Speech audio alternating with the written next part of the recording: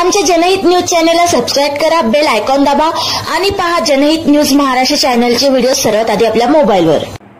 Doctor B.R. Ambedkar फोर्सची राष्ट्रीय कार्यकारिणी बैठक नुकतीच संपन्न झाली।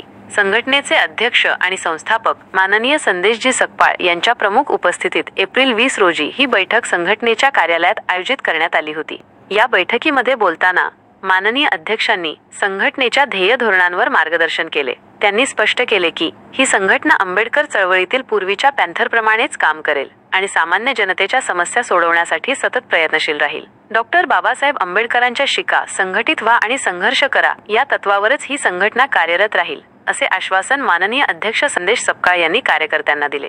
या महत्त्वपूर्ण बैठकीमध्ये कोर कमिटी सदस्य नितीन भास्कर सर, संघटक संजय यादव, संपर्क प्रमुख सुरेंद्र गायकवाड, सल्लागार विजय मुंबरकर आणि उल्हासनगर शहर अध्यक्ष हनुमान कांबळे हे प्रमुख सदस्य उपस्थित होते।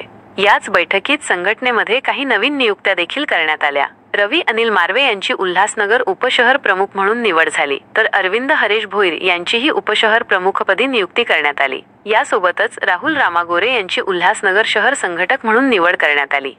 या बैठकीच्या वेळी राहुल चव्हाण, मच्छिंद्र मोरे, राहुल कांबळे, साहिल खैरे, सुमेध खंदारे, सुमेन गवई आणि संघटनेचे इतर अनेक पदाधिकारी आणि कार्यकर्ते मोठ्या संख्येने उपस्थित होते।